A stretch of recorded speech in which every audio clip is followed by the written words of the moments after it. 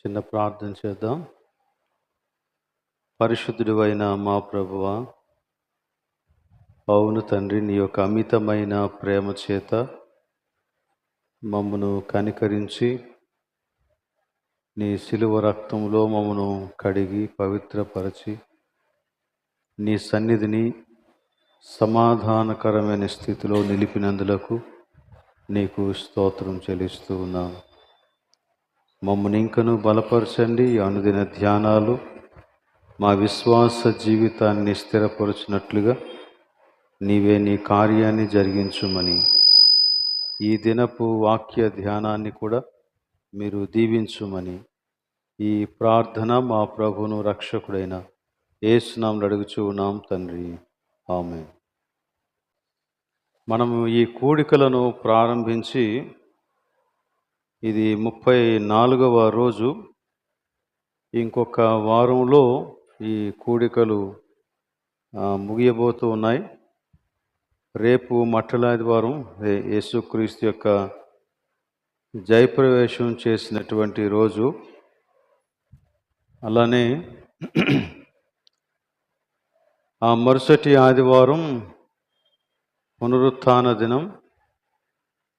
అలానే వచ్చే వారమంతా కూడా పరిశుద్ధ వారంగా, ఫ్యాషన్ వీక్గా మనం ఆచరిస్తూ ఉన్నాం. సో గతంలో మీకు తెలియజేసిన రీతిగానే ఆ వారంలో వేరు వ్యక్తులు మాకు దేవుని యొక్క వాక్యాన్ని అందిస్తారు. అయితే ఎన్ని రోజులు కూడా క్రమం తప్పకుండా మీలో చాలామంది హాజరవుతూ వచ్చారు. మీ ఆసక్తిని బట్టి నేను మిమ్మల్ని అభినందిస్తూ ఉన్నాను.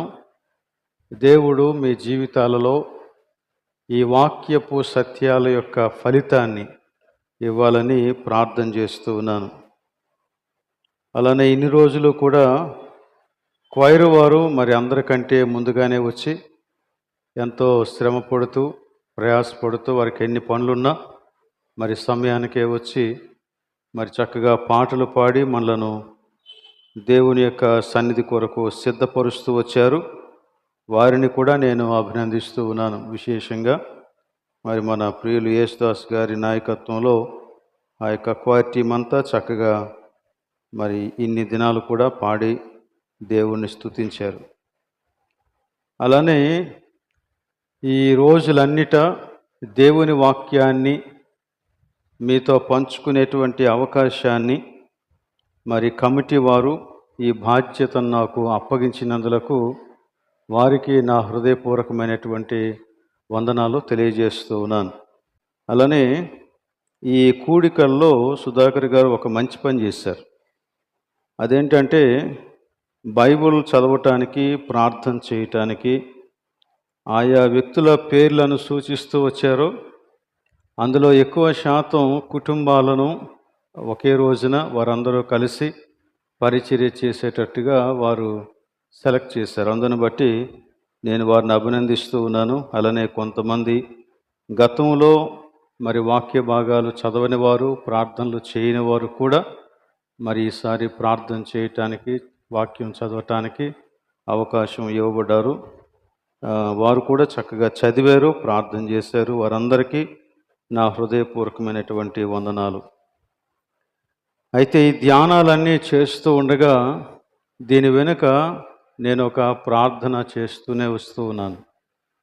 ఆ ప్రార్థన ఏంటంటే, మన యొక్క సంఘము ఈ ప్రాథమిక సత్యాలపైన చాలా స్థిరపరచబడాలని నేను కోరి ప్రార్థన చేస్తూ ఉన్నాను.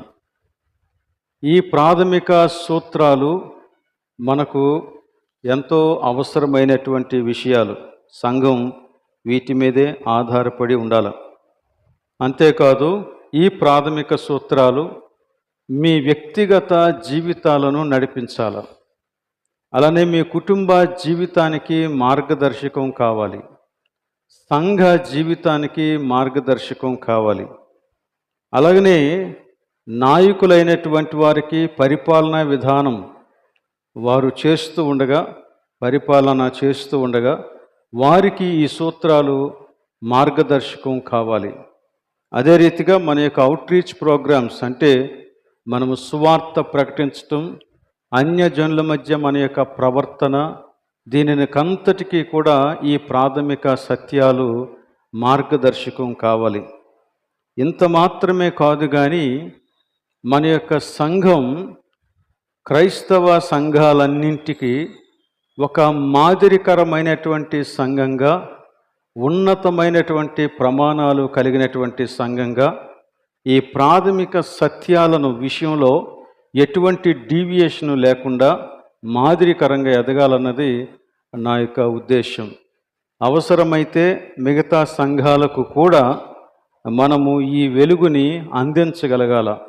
అంటే వారికి శిక్షణను కానీ, అలానే వారికి కావలసినటువంటి కౌన్సిల్ని కానీ ఇవ్వగలిగేటువంటి స్థాయికి మనం ఎదగాలి. ఇంకొకరి చేత మనం చెప్పించుకునేటువంటి స్థితిలో కాకుండా మనం ఇంకొకరికి చెప్పగలిగేటువంటి స్థాయికి ఎదగాలి. అట్టి రీతిగా ఈ సంఘం మాదిరికరంగా ఉండాలన్నది నా యొక్క ప్రార్థన. సో ఈ టీచింగ్స్ అన్నింటి వెనకాల నా ప్రార్థన ఇదే. కాబట్టి 40 దినాల్ని ఎలా ఫీల్ చేయాలి అనేది నా ఉద్దేశం కానే కాదు. ప్రతి ఆదివారం నేను ఎలా దేవుని వాక్యాన్ని ప్రకటించాలి నా ఉద్దేశం కానే కాదు. అది నా ఉద్దేశమంతా దేవుని సంఘం దేవుని యొక్క సత్యముల మీద ఆధారపడాలి, అందులో స్థిరపరచబడాలి. అదొకటే నా ప్రార్థన. దానికోసమే అవసరమైతే చెప్పిన విషయాలనే మరలా చెప్పటానికి కూడా నేను ఏమాత్రం వెనుకంజ వేయను. ఒకవేళ 10 సార్లు చెప్పాల్సి వచ్చినా అదే సత్యాన్ని నేను చెబుతాను. అలాగనే ఈ విషయంలో ఎటువంటి రాజీ లేకుండా మరి దేవుని యొక్క వాక్యాన్ని బోధించాలన్నది నా యొక్క సమర్పణ. మరి నా యొక్క కుటుంబం కూడా అదే రీతిగా నాతో పాటు కలిసి నిలిచి ఈ విషయంలో మరి సహకరిస్తున్నందుకు నేను వారిని కూడా అభినందిస్తూ ఉన్నాను. కాబట్టి ఈ విషయంలో మీరు కూడా ప్రార్థన చేసి అట్టి రీతిగా సంఘమంతా ఎదగాలని ప్రతి ఒక్కరి యొక్క ప్రార్థన కావాలి. ప్రతి ఒక్కరూ కూడా వారి వారి జీవితాలను సరిచేసుకుంటే సంఘం సరవుతుంది. అందరూ ఎలా ఉన్నారంటే నేను సంఘాన్ని సరిచేయాలా, నేను సంఘాన్ని సరిచేయాలా. నువ్వు సంఘాన్ని సరిచేయాలి, సరే. అది ఎలా జరుగుతుందంటే ఎవరినో సరిచేయటం వలన జరగదు, నన్ను నేను సరిచేసుకోవటం వలన జరుగుతుంది. సో ప్రతి ఒక్కరూ ఎవరిని వారు సరిచేసుకోగలిగితే సంఘమంతా సెట్ అయిపోతుంది. ఈ సత్యం మనం గ్రహించాలి. అందుకే ఈ వాక్య భాగాలన్నీ కూడా మనం ధ్యానం చేస్తూ ఉన్నాం. సరే, పరిశుద్ధాత్మను గూర్చినటువంటి సంగతులు మనం ఈ 2-3 దినాలుగా ధ్యానం చేస్తూ ఉన్నాం. ఈ రోజున మరి యొక్క అంశాన్ని పరిశుద్ధాత్మను గూర్చి మనం తెలుసుకుందాం. నిన్నటి దినాన్ని మనం తెలుసుకున్న విషయం ఏంటంటే రక్షించబడిన ప్రతి వ్యక్తిలోనూ దేవుని యొక్క ఆత్మ నివాసం చేస్తాడు. సో రక్షింపబడిన ప్రతి వ్యక్తి ఆత్మ బాప్తిస్మము పొందినవాడే. రక్షింపబడిన ప్రతి వ్యక్తి పరిశుద్ధాత్మ చేత ముద్రించబడినవాడే. రక్షించబడిన ప్రతి వ్యక్తి పరిశుద్ధాత్మ అభిషేకము పొందినటువంటి వాడే. ఈ విషయంలో ఎవరికి ఎటువంటి అనుమానం అవసరం లేదు. ఎందుకంటే దేవుని వాక్యం అంత చక్కగా చెబుతూ ఉంది. నీ రక్షణ నిజమైతే నువ్వు మరలా పరిశుద్ధాత్మ బాప్తిస్మం కొరకు కానీ, లేక పరిశుద్ధాత్మ చేత ముద్రించబడటం కొరకు కానీ, పరిశుద్ధాత్మ అభిషేకం కొరకు కానీ ప్రత్యేకంగా ఎక్కడికి వెళ్ళాల్సిన పని లేదు. ఎందుకంటే నువ్వు రక్షించబడినప్పుడు దేవుడు నీకు ఇచ్చినటువంటి వరము పరిశుద్ధాత్మ. సో ఈ విషయాన్ని మనం గ్రహించాలి. సో క్రీస్తు ఆత్మ లేనివాడు క్రీస్తువాడు కాడు. దేవుని వాక్యం చాలా స్పష్టంగా చెబుతుంది. సో ఆత్మ లేని క్రైస్తవుడు ఉండడు. క్రైస్తవుడు ఆత్మ లేనివాడు కాడు. క్రైస్తవుడు అంటేనే క్రీస్తు ఆత్మ కలిగినటువంటి వాడు. సో గనక ఆత్మ లేనివాడు క్రైస్తవుడు కాడు. ఒకవేళ క్రైస్తవుడు అనే పేరు ఉండొచ్చు కానీ, బట్ క్రైస్తవుడు ఎవరు అంటే పరిశుద్ధాత్మ ఎవరిలో నివాసం చేస్తూ ఉన్నాడో వాడే. పరిశుద్ధాత్మ ఎవరిలో నివాసం చేస్తాడు? ఎవరు రక్షించబడితే వారిలో. సో ఈ విషయాన్ని నేను పదే పదే చెప్పడానికి కారణం ఏంటంటే, ఈ విషయంలో ఎవ్వరు కూడా ఎటువంటి కన్ఫ్యూజన్కి గురి కాకూడదన్నది నా యొక్క ఉద్దేశం. అసలు యాక్చువల్గా ఇవన్నీ ఒక స్లోగన్స్ లాగా మారిపోతే ఇంకా బాగుంటుంది. స్లోగన్స్ అంటే క్రీస్తు ఆత్మ లేనివాడు అంటే క్రీస్తు వాడు కాడు అని చెప్పాలి అందరూ. ఓకే. అలాగనే రక్షింపబడిన వారు, పరిశుద్ధాత్మ బాప్తిస్మము పొందినవారు, మరలా రక్షింపబడిన వారు అని ఒకరంటే, మిగిలిన వారందరూ పరిశుద్ధాత్మ చేత ముద్రించబడిన వారు. మరలా రక్షింపబడిన వారు అని ఒకరు అంటే పరిశుద్ధాత్మ అభిషేకము పొందినవారు అని అందరూ చెప్పగలగాలి. చెబుదామా? చెబితే గుర్తుంటుందని నా ఉద్దేశం, అంతే. అదేదో మంత్రం కాదు, యంత్రం కాదు, ఇంకా అభివృద్ధికి ఆశీర్వాదానికి సూత్రం కూడా కాదు. బట్ అది ఫ్యాక్ట్. ఆ ఫ్యాక్ట్ మనం గుర్తుంచుకోవాలి. అది మన యొక్క జీవితంలో ప్రభు నెరవేర్చినటువంటి కార్యం. క్రీస్తు ఆత్మ లేనివాడు, ఓకే, మరలా క్రీస్తు ఆత్మ లేనివాడు క్రీస్తువాడు కాడు. అందరూ చెప్పండి, క్రీస్తు ఆత్మ లేనివాడు. రైట్. మరలా క్రీస్తు ఆత్మ లేనివాడు. ఈ మాట మీరు ఖచ్చితంగా గుర్తుంచుకోవాలి. అందుకని ఇది ఎన్నిసార్లు అని చెప్పాలి. కానీ ఎందుకో మీ వాయిస్ ఇంకా నాకు సరిపోలేదు, ఇంకా గట్టిగా చెప్పగలగాల. ఓకే, ఈసారి రక్షింపబడిన వారు అని నేను చెప్తే మీరు 3 విషయాలు చెప్పాలా. మొదటిసారి నేను రక్షింపబడిన వారని చెప్పినప్పుడు పరిశుద్ధాత్మ బాప్తిస్మము పొందినవారని చెప్పాలి. రెండవసారి పరిశుద్ధాత్మ చేత ముద్రించబడిన వారని చెప్పాలి. మూడవసారి పరిశుద్ధాత్మ అభిషేకము పొందినవారని చెప్పాలి. ఓకే, ఈ మాటలు మీరు గుర్తుంచుకుంటారని అనుకుంటున్నాను. ఇవి కూడా గుర్తుండాలి, మీకు కంఠస్థం అయిపోవాలి ఇవి. రక్షింపబడిన వారు, రైట్, వెరీ గుడ్. రక్షింపబడిన వారు. మూడవది రక్షింపబడిన వారు.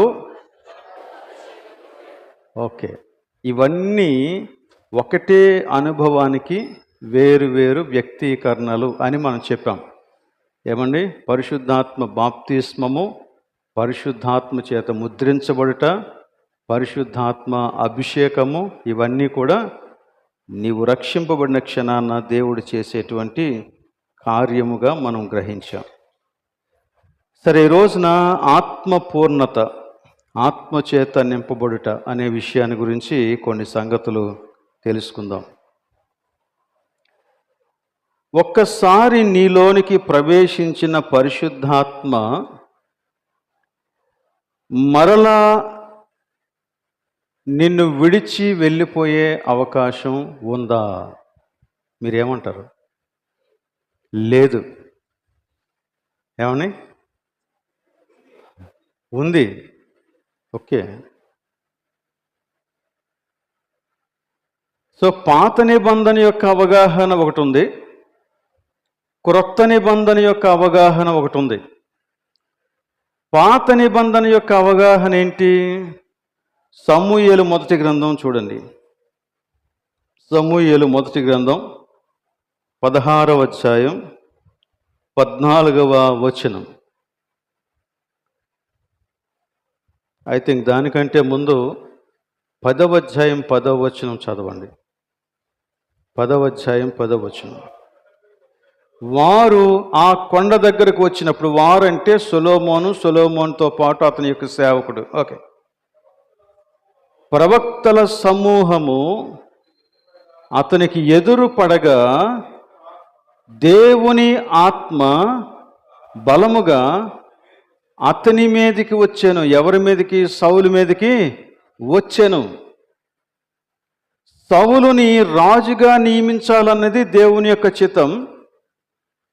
సో సమూయేలు సౌలుని ఏర్పరచుకుంటాడు.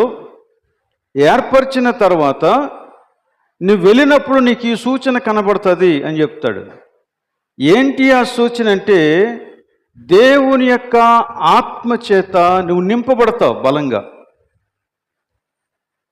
సో దేవుడు సౌలుని తన పని కోసం నియమించుకున్నప్పుడు తన ఆత్మ చేత నింపాడు. ఒకటి. ఆ తర్వాత 14వ వచనం, 16వ అధ్యాయం 14వ వచనం, యెహోవా ఆత్మ సౌలును విడిచిపోయెను. చాలు. ఆ తర్వాత దురాత్మ ఒకటి వచ్చిందని మరి రెండో మాట ఉంటుంది. ఎప్పుడైతే సౌలు దేవుని ఉద్దేశ్యాలను నెరవేర్చలేదో అప్పుడేమంటాడంటే, యెహోవా ఆత్మ సౌలును విడిచిపోయెను. ఇది పాత నిబంధన యొక్క అనుభవం. సో దేవుని యొక్క పరిశుద్ధాత్మను వారు పొందుకున్నారు. అలాగనే దేవుని యొక్క పరిశుద్ధాత్మ వారిని విడిచి వెళ్ళిపోయాడు కూడా.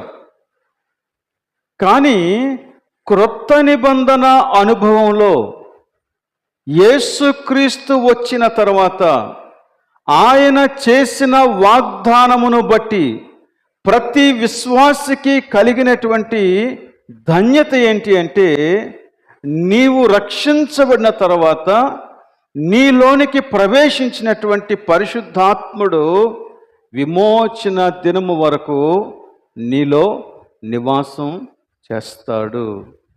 నిన్ను దేవుడు ఆ రీతిగా ముద్రించాడు అని నూతన నిబంధన చెబుతుంది. ఎఫెసీ పత్రిక 4వ అధ్యాయం 30వ వచనం. దేవుని పరిశుద్ధాత్మను దుఃఖపరచుకుడి, విమోచన దినము వరకు ఆయన యందు మీరు ముద్రింపబడి ఉన్నారు. విమోచన దినము వరకు. ఎప్పుడు ప్రారంభమైంది దేవుని యొక్క పరిశుద్ధాత్మ మనలో నివాసం చేయటం అంటే, మనం రక్షించబడినప్పుడు, సువార్త విని మీరు విశ్వసించినప్పుడు దేవుడు పరిశుద్ధాత్మ చేత మిమ్మును ముద్రించాడు అని చెప్పాడు. ఎప్పటి వరకు అంటే విమోచన దినము వరకు. విమోచన దినం అంటే మనం ఈ లోకము నుండి ఎత్తబడి దేవుని యొక్క సన్నిధిలో నిత్యముగా వెళ్ళిపోయే వరకు.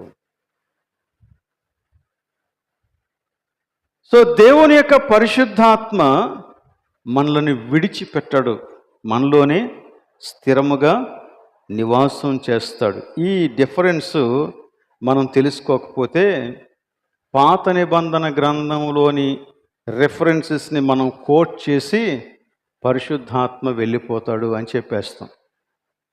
కానీ క్రొత్త నిబంధన అవగాహనలో అది లేదు.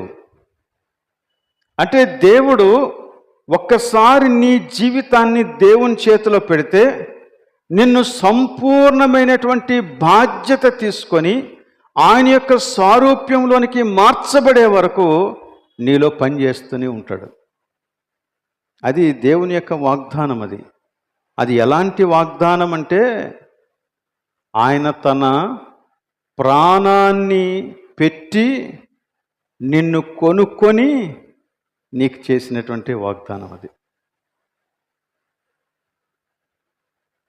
తన ప్రాణాన్ని పెట్టి మనల్ని కొనుక్కొని, అనగా మనల్ని విడిపించి మనకు చేసినటువంటి వాగ్దానం ఏంటంటే, ఒక రోజున నేను నిన్ను దేవుని ఎదుట నిర్దోషంగా పవిత్రంగా ఆనందంతో నిలబెట్టడానికి నేను నిన్ను సిద్ధం చేస్తాను. దేవుడు చేసే పనిది.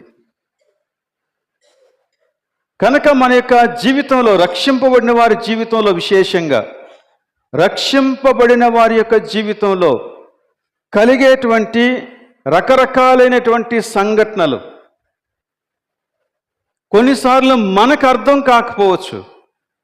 కానీ వాటిని అంగీకరించి దేవుని చిత్తానికి విధేయత చూపిస్తూ మనము తద్వారా ప్రయాణం చేస్తే దేవుడు చేసేటువంటి కార్యం ఒక రోజున నీకు అర్థమవుతుంది. అది నీ సంపూర్ణత కోసం. యోబు శ్రమ పడినంతకాలం యోబుకు అర్థం కాలేదు ఎందుకు ఈ శ్రమ అని. అందుకనే యోబు దేవుని ఎదుట వాదన పెట్టుకున్నాడు. ఎన్నో ప్రశ్నలు వేశాడు. ప్రశ్నలు వేసి నాలో ఉన్నటువంటి అవిధేయత ఏంటి, నాలో ఉన్నటువంటి అక్రమం ఏంటి, నేను ఎందుకు ఇంతగా శ్రమపరచబడుతూ ఉన్నానని యోబు అనేక మార్లు దేవుణ్ణి అడిగినటువంటి వాడు.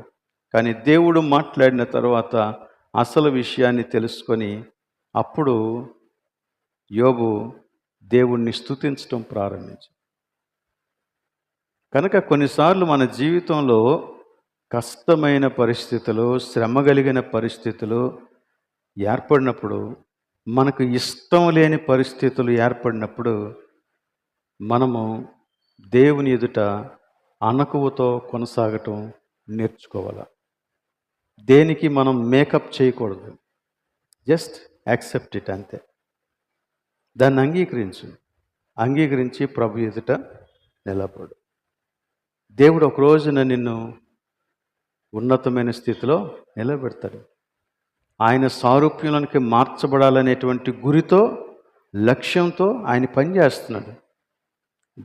ఏ సంకల్పాన్నైతే, ఏ దయాపూర్వక సంకల్పాన్నైతే మన నిమిత్తం జగత్తు పునాది వేయబడక ముందు చేశాడో ఆ సంకల్పమంతా నెరవేర్చబడటానికే దేవుడు పనిచేస్తున్నాడు. అందుకే మన జీవితంలో దేవుని యొక్క పరిశుద్ధాత్మ స్థిర నివాసం చేస్తాడు.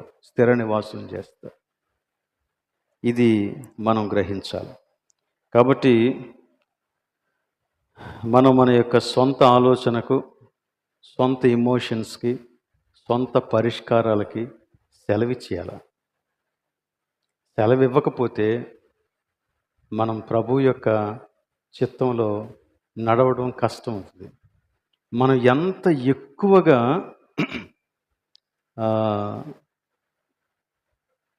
వ్యతిరేకిస్తామో, లేక ఎంత ఎక్కువగా నిరోధించడానికి ప్రయత్నం చేస్తామో అంత కష్ట పరిస్థితులు ఎదుర్కోవాల్సి వస్తుంది, అంత గడ్డు కాలం ఎదుర్కోవాల్సి వస్తుంది.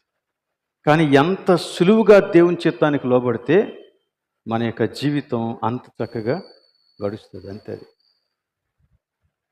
సో దేవుని యొక్క చిత్తానికి లోబడటంలోనే అంతా ఉంది. సో విమోచన దినం వరకు మనం ముద్రించబడిన వారం కాబట్టి 3 విషయాలు చేయాలి. అందులో మొదటిది ఇందాక మనం చదివినటువంటి వాక్యంలోనే ఉంది, ఎఫెసీ 4:30లో. ఏంటంటే అది దుఃఖపరచకుడి. ఎవరిని? పరిశుద్ధాత్మను దుఃఖపరచకుడి. పరిశుద్ధాత్మ ఎందుకు దుఃఖపడతాడు? ఆయనకు ఇష్టం కాని విషయాలు మన యొక్క జీవితంలో జరుగుతున్నప్పుడు పరిశుద్ధాత్మ ఒక డైరెక్షన్ చూపిస్తూ ఉంటాడు, నువ్వేమో ఇంకొక డైరెక్షన్లో ప్రయాణం చేస్తూ ఉంటావు. పరిశుద్ధాత్మ ఒక ప్రమాణాన్ని చూపిస్తూ ఉంటాడు, నీవు ఇంకొక రకమైనటువంటి ప్రమాణంతో జీవించడానికి ప్రయత్నం చేస్తూ ఉంటావు. ఇలాంటి అవిధేయత మన యొక్క జీవితంలో కనపడినప్పుడు పరిశుద్ధాత్మ మన విషయమై దుఃఖపడుతూ దేవుని యొక్క సన్నిధిలో విజ్ఞాపన చేస్తాడు. దీని గురించే రోమాపత్రికలో 8వ అధ్యాయంలో చాలా క్లియర్గా చెప్పాడు. అయినను ఆత్మ మన బలహీనతను ఎరిగి మన నిమిత్తం ఆయన దేవుని చిత్త ప్రకారము ఆయన విజ్ఞాపన చేస్తున్నాడు. ఆయన విజ్ఞాపన చేస్తూ ఉన్నప్పుడు అక్కడ ఉచ్చరింప సఖ్యము కాని మూల్గులతో అంటాడు. ఏంటవి అంటే మన యొక్క జీవితంలో దేవుని చిత్తానికి వ్యతిరేకంగా జరిగేటువంటి కార్యాలను బట్టి. అందుకని మనం ఏం చేయాలా? పరిశుద్ధాత్మకు దుఃఖాన్ని కలుగు చేయకూడదు. పరిశుద్ధాత్మకు దుఃఖాన్ని కలుగజేయనటువంటి స్థితిలో జీవించడానికి ప్రయత్నం చేయాలి. దాని గురించి ఇంకొంచెం ముందుకు వెళ్ళినప్పుడు మనం తెలుసుకుంటాం.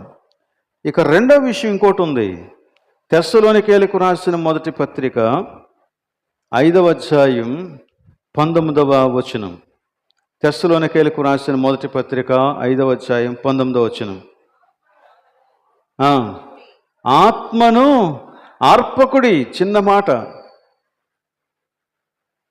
ఆత్మను ఆర్పకుడి అంటే అర్థం ఏంటి? ఆత్మను ఆర్పకుడి అంటే నీలో ఉన్న ఆత్మస్వరాన్ని,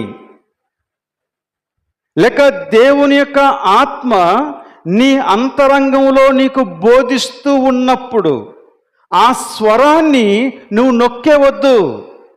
ఆ వెలుగుని నువ్వు అధిగమించొద్దు. ఆ వెలుగులోనే ఉండడానికి ప్రయత్నించాయి.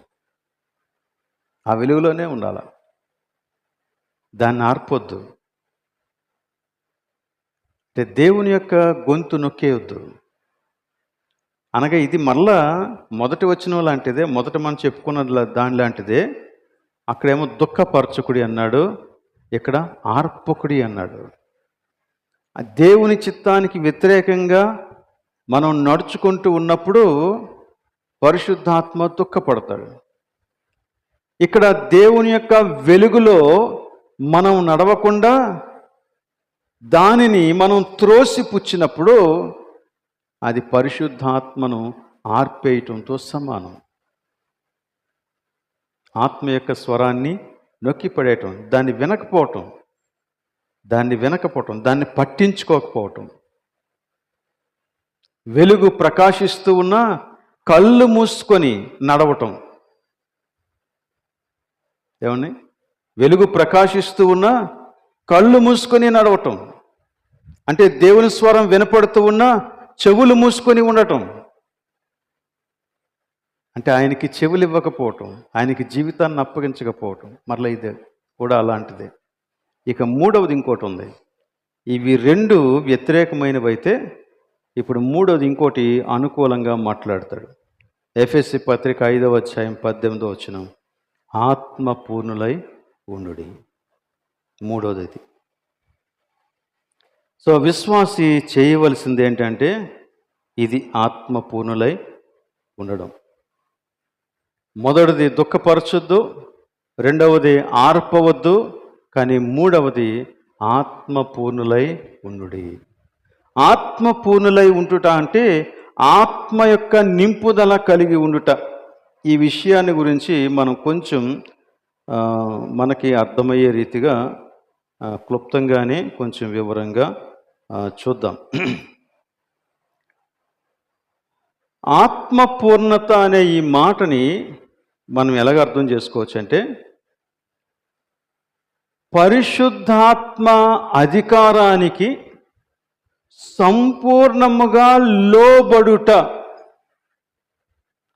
పరిశుద్ధాత్మ పూర్ణత అంటే లేక పరిశుద్ధాత్మ చేత నింపబడి ఉండుట అంటే అర్థం ఏంటంటే దేవుని యొక్క పరిశుద్ధాత్మ ఆల్రెడీ విశ్వాసిలో ఉన్నాడు, ఆయన మాట్లాడుతూ ఉన్నాడు, ఆయన స్వరం వినపడుతూ ఉంది.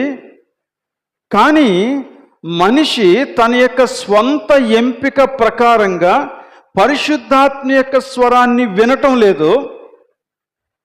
కానీ ఇప్పుడు పరిశుద్ధాత్మకు మనం పూర్తి అధికారాన్ని ఇస్తూ ఆయన యొక్క అధికారానికి సంపూర్ణంగా లోబడితే అది పరిశుద్ధాత్మ నింపుదల అని మనం అర్థం చేసుకోవచ్చు. సో ఆత్మపూర్ణత అంటే పరిశుద్ధ ఆత్మ అధికారమునకు లోబడుట లేక పరిశుద్ధాత్మ ఆధీనంలోనికి వచ్చుట అనేటువంటి విషయాలు మనం అర్థం చేసుకోవాలి. దీని గురించే మొన్న జోసెఫ్ కిషోర్ గారు ఒక ఉదాహరణతో మాట్లాడారు. ఆయన చెప్పిన విషయం ఏంటంటే పరిశుద్ధాత్మతో మనం ఇంటిమేట్ రిలేషన్షిప్లోనికి రావాలి, సన్నిహితంగా రావాలి అని. ఒకవైపు ఏమో జోసెఫ్ కిషోర్ గారు నిలబడ్డారు, ఇంకొక వైపు ఏమో మీ పాస్టర్ గారు నిలబడ్డారు. సో వీరిద్దరికీ మధ్య రోజు రోజుకి ఆ దూరం తగ్గుతూ వచ్చి ఒక రోజున సన్నిహితంగా మారారు. అది ఒక ఎక్స్ప్లెనేషన్.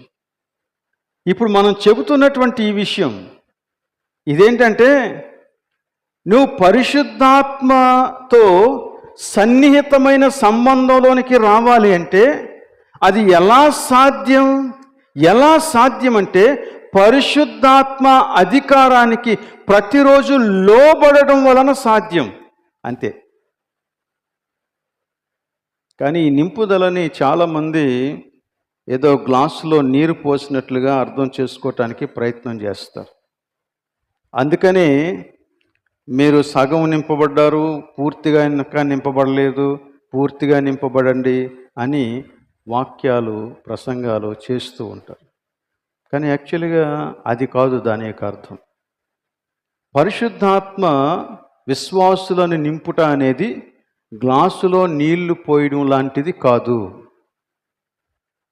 పరిశుద్ధాత్మ విశ్వాసిని నింపుట అనేది పరిపూర్ణమైన విధేయతకు సంబంధించిన విషయం ఇది.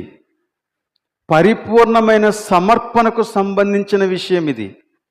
పరిశుద్ధాత్మ యొక్క అధికారానికి లోబడేటువంటి విషయం ఇది. పరిశుద్ధాత్మ స్వాధీనంలోనికి వచ్చే విషయం ఇది. అంతేగాని ఏదో ఒక ఫ్యాన్కి కంట్రోల్ స్విచ్ పెట్టినట్టు నెంబర్ 1లో పెడితే కొంచెం స్పీడు, నెంబర్ 2లో పెడితే ఎక్కువ స్పీడు, 3లో పెడితే ఇంకా ఎక్కువ స్పీడు అన్నట్టుగా ఏమీ ఉండదు. అలాంటిది కాదు పరిశుద్ధాత్మ నింపుదలంటే. కొన్ని సంఘాల్లో అలాగనే కనపడుతుంది. డ్రమ్ము బీటు పెరుగుతూ ఉన్న కొలది పరిశుద్ధాత్మ శక్తి ఎక్కువైపోతూ ఉంటుంది. No, it's not. అది కాదు. మనం అలాగ అర్థం చేసుకుంటే మనకి ఎప్పటికీ పరిశుద్ధాత్మ నింపుదల అర్థం కాదు. పరిశుద్ధాత్మ నింపుదలంటే పరిశుద్ధాత్మ అధికారానికి సంపూర్ణంగా లోబడుట. విపరీతమైన అర్థాలకి మనం పోకూడదు. చాలా సింపుల్గా అర్థం చేసుకోండి. బైబిల్, దేవుని వాక్యం చాలా సరళంగా మాట్లాడుతుంది, క్లిష్టంగా మాట్లాడడం లేదు. సరళమైన భాషలో మనం అర్థం చేసుకోవాల్సిన భాషలో మాట్లాడుతూ ఉంది. అదేంటంటే పరిశుద్ధాత్మ నింపుదల అంటే పరిశుద్ధాత్మ అధికారానికి లోబడుట. ఈ లోబడుట అనేది సంపూర్ణమైనటువంటి సమర్పణకు సంబంధించిన విషయం అని మనం ఇప్పుడే చెప్పుకున్నాం. ఇంతకీ సంపూర్ణమైన సమర్పణ చేసినప్పుడు ఏం జరుగుతుంది? సంపూర్ణమైన సమర్పణలోనికి ఒక వ్యక్తి వచ్చినప్పుడు జరిగే మొదటి విషయం ఏంటంటే తన యొక్క అవిధేయతలన్నింటినీ దేవుని యొక్క సన్నిధిలో ఒప్పుకుంటాడు. తన పాపాన్ని ఒప్పుకుంటాడు. ఆ పాపాన్ని ఒప్పుకున్న తర్వాత తన యొక్క అహాన్ని సమర్పిస్తాడు ప్రభు యొక్క సన్నిధిలో. తన యొక్క జ్ఞానమంతటిని ప్రభు సన్నిధిలో సమర్పిస్తాడు. తన యొక్క శరీరాన్ని ప్రభువుకి సమర్పిస్తాడు. తన యొక్క సమయాన్ని ప్రభువుకి సమర్పిస్తాడు. తన యొక్క తలాంతులను ప్రభువుకి సమర్పిస్తాడు. తన యొక్క ఉన్న ఆస్తులన్నీ ప్రభువుకి సమర్పిస్తాడు. తన ఆశలు, కోరికలు సమస్తము ప్రభువుకి సమర్పిస్తాడు. ఈ సమర్పణ యావత్తు ఈ సంపూర్ణ సమర్పణలో ఉంది. ఈ విషయాలు చెప్పినప్పుడు అంతా ప్రభువుకి సమర్పిస్తే మరి నాకేముంటుందండి? నీకేం ఉండదు. అదే చెప్తుంది బైబిల్. అవునండి కాదండి? అంతే. మనకి ఇంకేం ఉండదు. సంపూర్ణ సమర్పణ అంటే సంపూర్ణ సమర్పణే.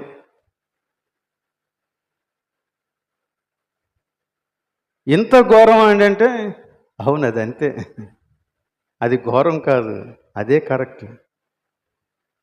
అందుకనే యేసుక్రీస్తు తను వెంబడించే వారందరినీ చూసి ఒక్కసారి వెనక్కి తిరిగి మీలో ఎవడైనా నన్ను వెంబడింపగోరితే ఏం చేయాలట? ఇదే ఫస్ట్ థింగ్. తన్ను తాను ఉపేక్షించుకోవాలా, తన్ను తాను రిక్తునిగా చేసుకోవాలా, సమస్తాన్ని విడిచిపెట్టేసి ప్రభువుకి సమర్పించేసుకోవాలా. అంటే నీ సమర్పణ ఎలాంటిదో ఇక్కడ మనం అర్థం చేసుకోవాలి. దేవుడు నాకు ఆస్తినిచ్చాడు, ఆస్తినంతటిని దేవుని యొక్క చిత్త ప్రకారంగా నేను ఖర్చు పెట్టాలి. దేవుడు నాకు తలాంతులనిచ్చాడు, ఆ తలాంతులన్నింటినీ దేవుని యొక్క చిత్త ప్రకారంగా దేవుని మహిమ నిమిత్తం ఖర్చు చేయాలి. దేవుడు నాకు సమయాన్ని ఇచ్చాడు, ఆ సమయాన్నంతటినీ దేవుని చిత్తానుసారంగా దేవుని మహిమ కోసం ఖర్చు చేయాలి. దేవుడు నాకు ఏమిచ్చినా, నా దగ్గర ఏమున్నా, నా శరీరం మొత్తాన్ని, నా జీవితం మొత్తాన్ని ప్రభువు యొక్క సన్నిధిలో అలాంటి ఒక సమర్పణ చేయాలన్నమాట. సమర్పణ అనే మాటకే అర్థం అది.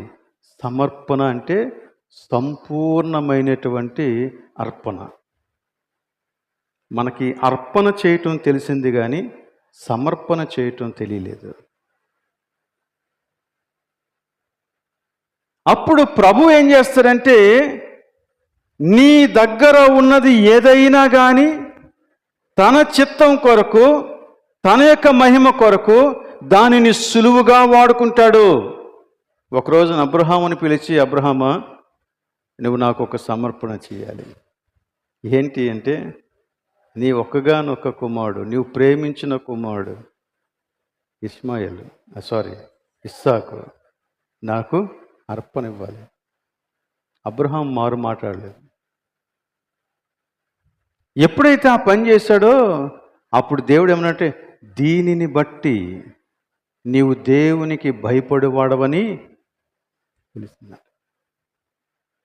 దీనిని బట్టి వాట్ డు వీ డూ? మన జీవితంతో మనమేం చేస్తాం? మన తలాంతులతో మనమేం చేస్తాం?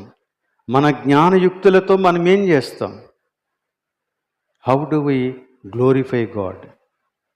How do we obey God? ఈ సంపూర్ణమైన సమర్పణ అనుభవంలోనికి వస్తేనే తప్ప పరిశుద్ధాత్మ నింపుదలలోనికి మనం రావట్లేదని అర్థం. అందుకని పౌలు తన యొక్క స్వంత అనుభవాన్ని గలతీ పత్రికలో వివరించాడు. 2వ అధ్యాయం 20వ వచనం. గలతీ పత్రిక 2వ అధ్యాయం 20వ వచనం. నేను క్రీస్తుతో కూడా సిలువ వేయబడి ఉన్నాను, ఇకను జీవించువాడను నేను కాను, క్రీస్తే నా యందు జీవించుచు ఉన్నాడు. అర్థమవుతుంది కదా? గత సంవత్సరం ఈ విషయాన్ని, పవిత్రీకరణ అనేటువంటి అంశాన్ని మనం ధ్యానం చేసినప్పుడు చాలా వివరంగా దీని గురించి మాట్లాడుకున్నాం. ఆత్మ నింపుదలకు కూడా ఇదే కావాలి. పరిశుద్ధాత్మ నింపుదల అంటే పరిశుద్ధాత్మ యొక్క అధికారములకు మనం సంపూర్ణంగా లోబడాలంటే ఖచ్చితంగా ఈ సమర్పణ చేయాల్సిందే. మన యొక్క స్వార్థం చచ్చిపోవాలా, మన అహం చచ్చిపోవాలా, స్వచిత్తం నశించాలి. కేవలం క్రీస్తే మనకి జీవితాన్ని పరిపాలించాలి.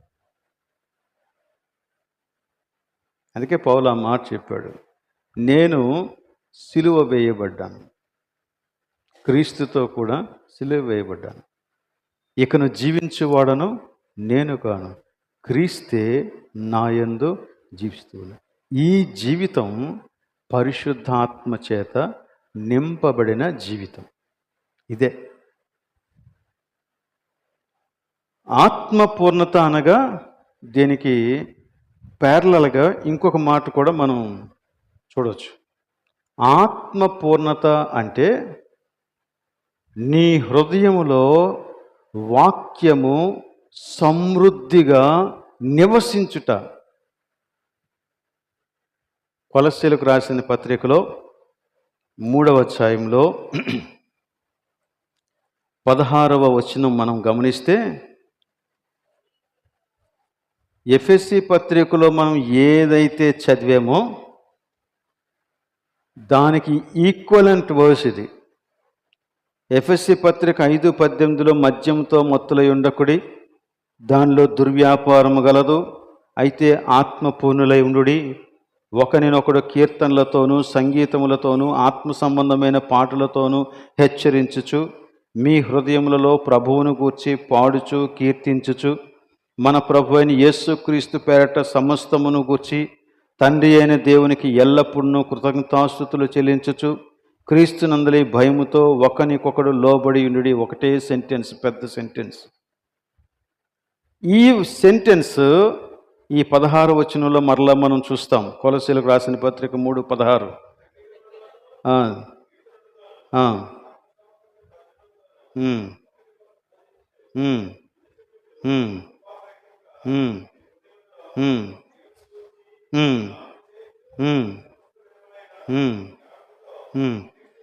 క్రీస్తు వాక్యము మీలో సమృద్ధిగా నివసింపనీయుడి. ఇవి రెండు కూడా ఈక్వలెంట్ సెంటెన్సెస్. ఆత్మ పూర్ణులయుండుడి, వాక్య సమృద్ధి కలిగి ఉండి. రెండు కూడా ఒకటే.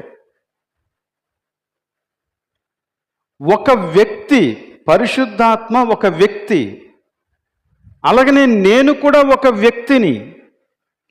ఒక వ్యక్తి ఇంకొక వ్యక్తిని నింపుట ఎలా సాధ్యం?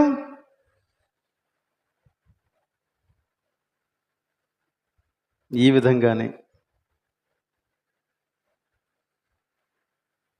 నా హృదయమంతా నువ్వే నిండిపోయావు అనే స్టేట్మెంట్ ఏంటి? దానికి అర్థం అనుక్షణం కూడా నీ ఆలోచన, అనుక్షణం కూడా నీ మాటలు, అనుక్షణము నీకు నేను ఏం చేయగలను, నిన్ను గూర్చిన తలంపు, నిన్ను ఎలా సంతోషపెట్టాలి, నిన్ను ఎలా ఆరాధించాలి, ఇవే. నా ఇప్పుడు పరిశుద్ధాత్మ యొక్క అధికారం క్రిందకి రావటం అంటే ఎలా? ఆయన అధికారం క్రిందకి రావడం, ఆయన ఏం చెబుతాడు? ఆయన ఏం చెబుతాడంటే, మనం నిన్నటి దినాన్నే చూసాం. పరిశుద్ధాత్మ ఏమి చెబుతాడో దానిని గురించి దేవుని వాక్యం చాలా క్లియర్గా చెప్పింది. అదేంటంటే యేసుక్రీస్తు యొక్క వాక్యాన్నే ఆయన మీకు జ్ఞాపకం చేస్తాడు. అంతే కదండి. ఆయన నా వాటిలోనివే తీసుకొని మీకు బోధించును. సో పరిశుద్ధాత్మ అధికారం క్రిందకి రావడం అంటే పరిశుద్ధాత్మ మాట్లాడేటువంటి మాటలన్నిటినీ మనం జాగ్రత్తగా తీసుకోవాలి. పరిశుద్ధాత్మ మాట్లాడే మాటలేంటి? ఇప్పుడు దేవుని వాక్యమే. సో పరిశుద్ధాత్మ మీ హృదయంలో పూర్తిగా నింపబడి ఉండాలి అంటే దాని యొక్క అర్థం ఏంటంటే, ఇదిగో దేవుని యొక్క వాక్యము చేత మీరు పూర్తిగా నింపబడండి. అప్పుడు ఈ వాక్యము మీ తలంపులను పరిపాలిస్తుంది. అప్పుడు ఈ వాక్యము మీ భావోద్రేకాలను పరిపాలిస్తుంది. అప్పుడు ఈ వాక్యము మీ ప్రవర్తన యావత్తుని పరిపాలిస్తుంది. మనం పరిశుద్ధాత్మ అధీనంలోనికి వస్తాం. ఈ విధేయత కార్యం జరగాలండి.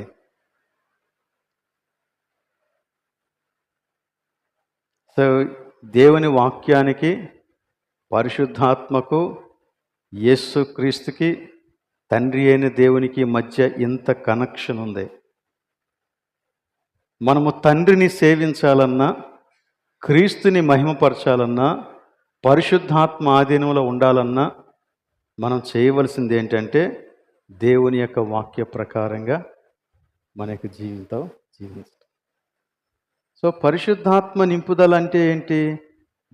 పరిశుద్ధాత్మకు లోబడడం. పరిశుద్ధాత్మకు లోబడటం అంటే ఏంటి? దేవుని యొక్క వాక్యానికి లోబడటం. దేవుని వాక్యానికి లోబడని జీవితం ఆత్మ పూర్ణత కలిగిన జీవితం కాదు. సో లోబడాలి అంటే మన జీవితంలో పరిశుద్ధాత్మకు మనం ఇచ్చేటువంటి స్థానాన్ని బట్టి ఉంటుంది. దేవుడు మాట్లాడతాడు, వాక్యం ద్వారా మాట్లాడతాడు. అదే పరిశుద్ధాత్మ మన యొక్క హృదయంలో నిరంతరము గుర్తు చేస్తాడు. అది మారుమ్రోగుతూ ఉంటుంది.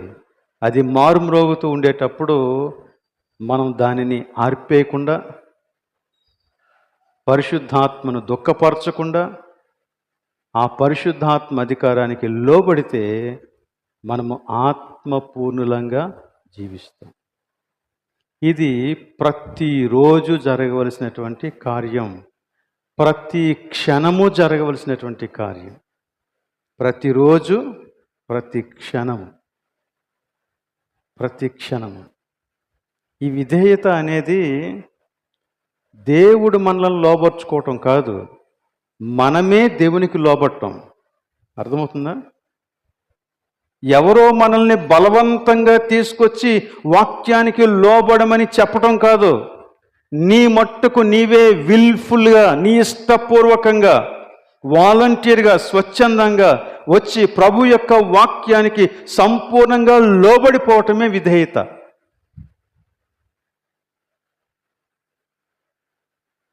విధేయత అనేది ఎక్స్టర్నల్ ఫోర్స్ని బట్టి జరిగేది కాదు.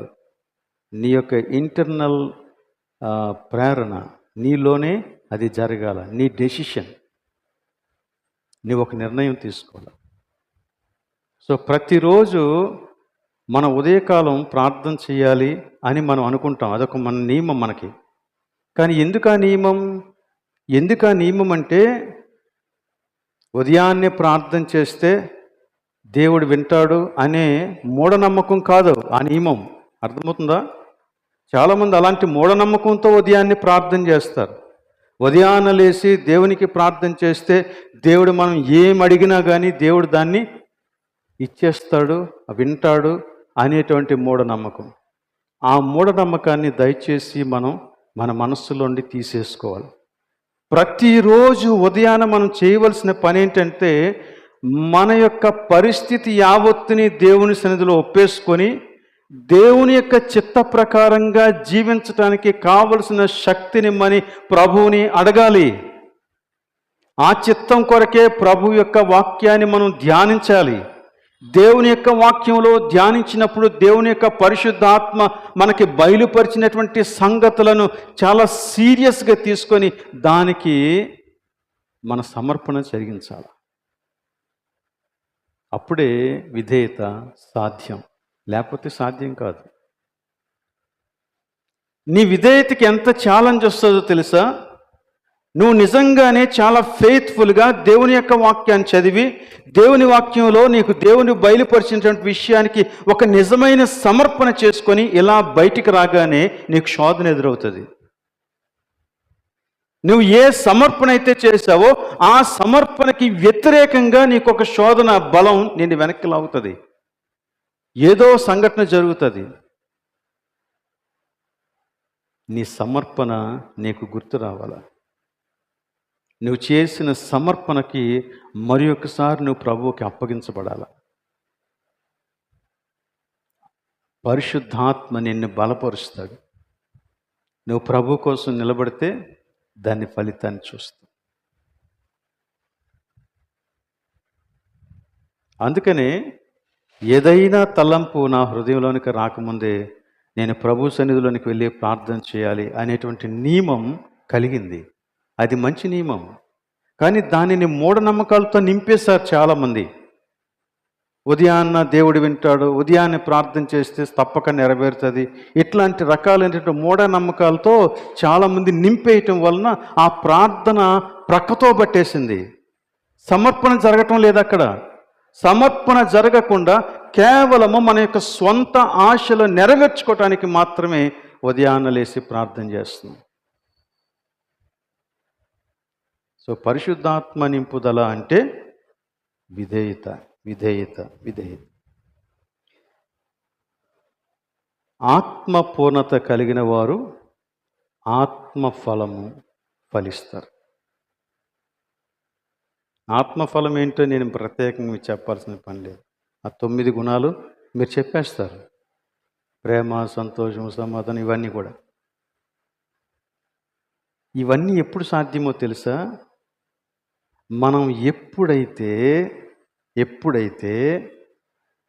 మన యొక్క ఉద్దేశాలన్నింటినీ, చిత్తానంతటినీ దేవుని యొక్క సన్నిధిలో సమర్పించుకొని ఆ పరిశుద్ధాత్మకు సంపూర్ణంగా లోబడతామో అప్పుడే సాధ్యం. ఉదాహరణకి ఆత్మఫలంలో మొదటిది ప్రేమ అని రాసింది అక్కడ. ప్రేమకు వ్యతిరేకంగా ఉండే గుణాలు ఏంటండి? కోపము, ఓకే, స్వార్థము, ద్వేషము, సో ఇలాంటివి రకరకాలు ఉన్నాయి. ఇప్పుడు ఈ ప్రేమ అనేటువంటి ఫలం నీ జీవితంలో ఫలించకుండా ఈ వ్యతిరేకమైన లక్షణాలన్నీ నిన్ను అడ్డగిస్తున్నాయి. కోపం నిన్ను అడ్డగిస్తుంది, ద్వేషం నిన్ను అడ్డగిస్తూ ఉంది, పగ నిన్ను అడ్డగిస్తూ ఉంది, కక్ష నిన్ను అడ్డగిస్తూ ఉంది, దురుద్దేశాలు నిన్ను అడ్డగిస్తూ ఉన్నాయి, స్వార్థం నిన్ను అడ్డగిస్తూ ఉంది, అహం నిన్ను అడ్డగిస్తూ ఉంది. ఇవన్నీ కూడా ప్రభు యొక్క సన్నిధిలో నశించిపోవాలి, సమర్పించబడాలి, కాలిపోవాలి. అప్పుడే పరిశుద్ధాత్మ ఫలమైన ప్రేమను ఫలించగలవు. ప్రతిరోజు ఇది జరగాల, ప్రతిరోజు జరగాల కదా. ఇది జరగకపోతే మనం క్రైస్తవులమైన విశ్వాసులమైన ఈ బరువు మోస్తూ ఉంటామండి. ఏ బరువు అది? ఈ ద్వేషం అనే బరువు, పగ అనే బరువు, కక్ష అనేటువంటి బరువు, ఇతరులను సహించలేని బరువు మోస్తూ ఉంటాం. భారంగా గడిస్తే దినాలు, దినమంతా పోరాటమే, దినమంతా మనసులో ఆందోళనే, నెమ్మది ఉండదు, సంతోషం ఉండదు. గబుక్ని ఎవరితోని కలవలేం, గబుక్ని ఎవరితోని సహవాసం చేయలేం.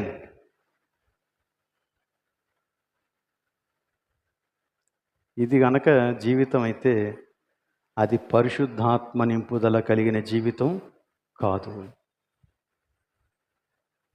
పరిశుద్ధాత్మ నింపుదల కలిగిన జీవితం నీ సంబంధ బాంధవ్యాలన్నింటినీ సరిచేసేస్తుంది. చూడండి, అదొకటి మనం చూసి ఎఫెస్సి పత్రికలోనే 5వ అధ్యాయంలో మీరు ఆత్మపూర్ణులై ఉండుడి అని చెప్పిన తర్వాత నేను చదువుతాను, మీరు జస్ట్ చూడండి. కీర్తనలు, సంగీతాలు, ఆత్మ సంబంధమైన పాటలు అని చెప్పాడు. It happens when you really are happy. నువ్వు సంతోషంగా ఉన్నప్పుడే జరుగుతుంది ఇది. తర్వాత ఇవన్నీ పాడుతూ ఏం చేయాలంట? హెచ్చరిక జరగాలి. హెచ్చరిక, ఏమన్నా హెచ్చరించచ్చు. ఇందులో 2 విషయాలు ఉన్నాయి హెచ్చరించటానికి. ఒక వ్యక్తి ఇంకొక వ్యక్తిని దేవుని వాక్యాన్ని బట్టి పరిశుద్ధాత్మ పూర్ణుడిగా హెచ్చరించేటువంటి స్థితిలోనికి వెళ్తున్నాడు అంటే దాని యొక్క అర్థం ఏంటంటే ఆ వ్యక్తి తన ప్రక్కనున్న సహోదరుని గూర్చిన శ్రద్ధ వహిస్తూ ఉన్నాడు. It is love, nothing else. It is love. నీకు ఎప్పుడైతే నీ ప్రక్కనున్న వ్యక్తి పట్ల శ్రద్ధ ఉంటుందో అప్పుడే ఆ వ్యక్తిని నువ్వు హెచ్చరిస్తావు. లేదంటే పోతే పోనేలే, మనకేటి పెట్టింది, వాడు తీసుకున్న గోతులను వాడే పడతాడు, పోనీ అంటాం. We have no concern. అంటే కన్సర్న్ లేకుండా జీవించటం అనేది పరిశుద్ధాత్మ నింపుదల కలిగిన జీవితం కాదు. కన్సర్న్ కలిగిన జీవితం పరిశుద్ధాత్మ నింపుదల కలిగిన జీవితం. కన్సర్న్ కలిగిన వాడు హెచ్చరిస్తాడు. ఇంకొక విషయం చెప్తాను చూడండి. నాకెవరో హెచ్చరించారు, నేను ఆ హెచ్చరిక అంగీకరించాలంటే నా దగ్గర ఏముండాలి? లోబడాల. నా దగ్గర తగ్గింపు గుణం ఉండాలా. తగ్గింపు గుణం ఉండకుండా లోపడడం రాదు. నువ్వు నాకు చెప్పావనుకో, నాలో తగ్గింపు గుణం ఉంటే ఈ విషయం మీరు చెప్పినందుకు మీకు చాలా వందనాలని చెప్తాను. అది నాలో తగ్గింపు గుణం లేదనుకో, నువ్వెవడో నాకు చెప్పడానికి అని అడుగుతాను. కొన్నిసార్లు ఆ మాట పెదవుల్లోంచి బయటికి రాకపోయినా హృదయంలోని యాటిట్యూడ్ అలాగే ఉంటుంది. We don't accept. ఎవరు చెప్పినా వినం. నువ్వు నాకు చెప్పేదేంటి? నువ్వెంతటి వాడవు? నువ్వు ఎప్పుడు వచ్చావు? ఇలాంటి మాటలన్నీ వస్తాయి అన్నమాట. కనుక పరిశుద్ధాత్మ నింపుదల కలిగినటువంటి జీవితంలో హెచ్చరిక జరగటం అంటే ఆ నింపుదల నిన్ను ఇతరుల పట్ల శ్రద్ధ కలిగిన వారుగా చేస్తుంది. ఆ నింపుదల ఇతరులు నీకు చెప్పేటువంటి మంచి మాటలను అంగీకరించగలిగే తగ్గింపు స్వభావాన్ని ఇస్తుంది. ఇది జరుగుతుంది. ఎప్పుడు జరుగుతుందంటే పరిశుద్ధాత్మ చేత నింపబడినప్పుడు. నువ్వు ఒకవేళ ఈ గుణాలు కలిగి ఉండకపోతే పరిశుద్ధాత్మ నింపుదల లేదని అర్థం. ఇంకా మనం చూద్దాం. అదే ఎఫెసీ పత్రికలో 5వ అధ్యాయంలో మనం చూస్తే 21వ వచనంలో ఎలా ఉంది? క్రీస్తునందలి భయముతో ఒకనికొకడు. ఇది ఆత్మపూర్ణత కలిగినటువంటి జీవితం. ఇంకా మిగిలిన విషయాలు మీకు తెలిసినవే. నేను జస్ట్ మామూలుగా ఒక సెంటెన్స్ రూపంలో చెప్పేస్తాను, ఎందుకంటే అవన్నీ చదవటానికి చాలా టైం పడుతుంది. ఆ క్రింద భార్య భర్తల గురించి రాశాడు, తల్లిదండ్రులు పిల్లల గురించి రాశారు, యజమానులు దాసులను గురించి కూడా రాశాడు. వీటన్నిటిని గురించి రాసినప్పుడు ఆత్మపూర్ణులైనటువంటి వ్యక్తి, భర్త తన భార్యను ప్రేమిస్తాడు. ఆత్మపూర్ణత కలిగిన వాడు. ఆత్మపూర్ణత కలిగినటువంటి భార్య తన భర్తకు విధేయురాలై ఉంటుంది. ఆత్మపూర్ణులైనటువంటి తల్లిదండ్రులు వారి యొక్క పిల్లలను క్రీస్తు యొక్క జ్ఞానంలోను భయంలోను పెంచుతారు. ఆత్మపూర్ణత కలిగినటువంటి పిల్లలు తల్లిదండ్రులకు లోబడతారు. ఆత్మపూర్ణులైనటువంటి యజమానులు తమ దాసులను ప్రేమతో చూస్తారు. ఆత్మపూర్ణులైనటువంటి దాసులు తమ యజమానులను గౌరవిస్తారు, లోబడతారు. ఇవన్నీ జరుగుతాయి. సో మన రిలేషన్షిప్స్ అన్నీ కూడా సెట్ అయిపోతాయి అన్నమాట. సో ఆత్మపూర్ణత అనేది ఏదో ఒక మైకంలాగా, ఏదో ఒక తెలియని అనుభవంలాగా ఎంతకాలం బోధిస్తూ వచ్చారు కనుక ఆత్మపూర్ణత అంటే ఏంటో మనకు అర్థం కాకుండా పోయింది. ఆత్మపూర్ణత అంటే ఇదిగో ఇది గమనించండి. ఏదో ఒక 5 నిమిషాలు 10 నిమిషాలు ఒక గంట సేపు ఏదో మనకి తెలియని అనుభవంలోనికి వెళ్ళిపోయి ఆ తర్వాత తగ్గిపోయి మిగతా జీవితం అంతా యథాతథంగా ఉంటే అది ఆత్మపూర్ణత కానే కాదు. నేను కూడా రక్షించబడినటువంటి తొలి దినాల్లో దీనికి సంబంధించినటువంటి అనేకమైన బోధలు విని చాలా ప్రార్థన చేశానండి. యథార్థంగా చెప్తున్నాను, యథార్థంగా ప్రభు సన్నిధిలో ప్రార్థన చేశాను. ఎన్ని రకాలుగా దేవుని సన్నిధిలో నేను ప్రయత్నాలు చేశానో తెలుసా? అనేక మార్లు ఉపవాసం ఉండి దినాలు ఉపవాసాలు ఉండి ప్రభువా నీ యొక్క ఆత్మచేత నన్ను నింపు అని ప్రార్థన చేసేవాడిని. నాకు అప్పుడు తెలీదు, ఇంత అవగాహన లేదు. అప్పుడు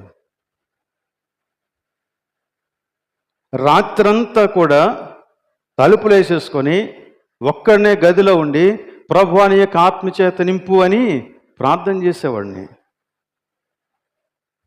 నిద్ర వస్తూ ఉంటే మొహం కడుక్కునేవాడిని, మళ్ళీ వాక్యం చదివేవాడిని, పాట పాడేవాడిని, ప్రార్థన చేసేవాడిని. Nothing happen. వాళ్ళు ఇలా చెప్పారు, వాళ్ళు ఇలా చెప్పారు, ఇదంతా ఏం జరుగుతుంది? నేను యథార్థంగా ప్రభు యొక్క సన్నిధిలో మోకాళ్ళేసి ఆయన సన్నిధిని అనేక సంవత్సరాలు ఇలా ప్రయత్నాలు చేశాను. Nothing happen. కానీ ఎప్పుడైతే దేవుని యొక్క వాక్య సత్యాన్ని నేను గ్రహించి దానికి అప్పగించుకున్నానో అప్పుడే నిజమైనటువంటి మార్పుని చూడగలిగాను నా జీవితంలో. అంతవరకు నాకు ఆ మార్పు లేదు. ఈ రోజున మీరు నన్ను చూస్తూ ఉన్నారు, కానీ ఒకప్పుడు నేను ఎలాంటి వ్యక్తిని కాదు. నాకు తెలుసు నేను ఎవరును. ఈ రోజుకి కూడా నేను అనేక మార్లు ఫెయిల్ అవుతాను, అది నాకు తెలుసు. అదే సమయంలో ప్రభువు నన్ను ఎంతగా బలపరుస్తూ ఉన్నాడో అది నాకు తెలుసు. దేవుని యొక్క వాక్యాన్ని అవగాహన చేసుకునేటప్పుడు మన యొక్క ఆధ్యాత్మిక జీవితంలో ఎదుగుతాం. మన యొక్క సంఘ జీవితం కానీ, కుటుంబ జీవితం కానీ, మన యొక్క వ్యక్తిగత జీవితాలు కానీ, మనం ఉన్న చోట ఎక్కడుంటే అక్కడ ప్రభు యొక్క నామానికి మహిమ కలగాలంటే ఖచ్చితంగా ఆత్మ పూర్ణులై జీవించడం అవసరం. ఇది జస్ట్ ఒకరోజు జరిగితే ఇక జీవితకాలం సరిపోతుంది అనుకోవటానికి లేదు.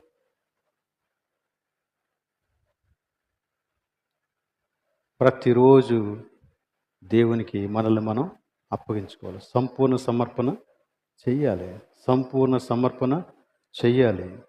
సంపూర్ణ సమర్పణ చెయ్యాలి. ఈ సంపూర్ణ సమర్పణ అనుభవంలోనికి రాకపోతే పరిశుద్ధాత్మ నింపుదల జీవితం మనకి అర్థం కాదు. మనం వ్యతిరేకిస్తూ పోతాం. మన సొంత ఆలోచన పనిచేస్తుంది.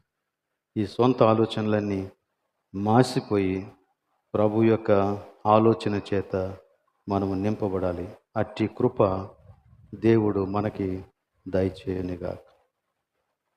ప్రార్థన చేద్దాం. ప్రేమ కలిగిన మా ప్రభువానికి స్తోత్రములు. మా అవగాహనలోనికి నీవు తీసుకొని వచ్చిన నీ వాక్య భాగాలను బట్టి నీకు వందనాలు చెల్లిస్తూ ఉన్నాము. దేవా, మేము ఆత్మపూర్ణులంగా నిన్ను దుఃఖపరచకుండా, ఆత్మను ఆర్పకుండా జీవించటానికి మాకు సహాయం దయచేయండి. దేవా, నీ ఆత్మ కార్యము మా జీవితంలో సంపూర్ణంగా జరుగునట్లు, నీ వాక్య సమృద్ధి మా హృదయంలో ఉండునట్లు, మా యొక్క జీవితం అంతా నీ వాక్యపు ఆధీనములో, నీ పరిశుద్ధాత్మ పరిపాలనలో జరుగునట్లు మమ్మను కనికరించుమని ప్రార్థన చేస్తూ ఉన్నాం. తగిన సమర్పణ, తగిన విధేయత అనుదినము అనుక్షణము మాకు అనుగ్రహించండి. ప్రభువా, నీ యొక్క ఆత్మ నింపుదల నుంచి మమ్మను తప్పించే ప్రతి విధమైన శోధన నుండి మమ్మను కాపాడుమని ప్రార్థన చేస్తూ ఉన్నాం. మమ్మల్ని నీ చేతులకు అప్పగించుకుంటూ ఉన్నాం. మా సమస్తమును నీ చేతుల్లో పెడుతూ ఉన్నాం. ఈ సమర్పణ మా జీవితం అంతా నిలుచున్నట్లు మమ్మల్ని మీరే ప్రతిరోజు బలపరచుమని ఈ ప్రార్థన మా ప్రభువును రక్షకుడైన యేసు నామములో అడుగుచూ ఉన్నాం తండ్రి. ఆమేన్. పరలోకమందున్న మా తండ్రి, నీ నామం పరిశుద్ధపరచబడునుగాక, నీ రాజ్యం వచ్చునుగాక, నీ చిత్తం పరలోకము నెరవేరినట్లు భూమి మీద నెరవేరునుగాక. మా అనుదిన ఆహారం మాకు దయచేయము, మా రుణస్థులను క్షమించిన ప్రకారం క్షమించుము, మమ్మల్ని శోధనకు తేక కీడును తప్పించుము. ఎందుకనగా రాజ్యము, బలము, మహిమ నిరంతరము నీవైనావు తండ్రి. ఆమేన్. మన తండ్రి అయిన దేవుని ప్రేమ, కుమారుడైన యేసుక్రీస్తు యొక్క కృప, పరిశుద్ధాత్మ యొక్క అన్యోన్య సహవాసం ఇక్కడ చేరిన మనకందరకు, సంఘమంతటికి సదాకాలం తోడే ఉండునుగాక. ఆమేన్.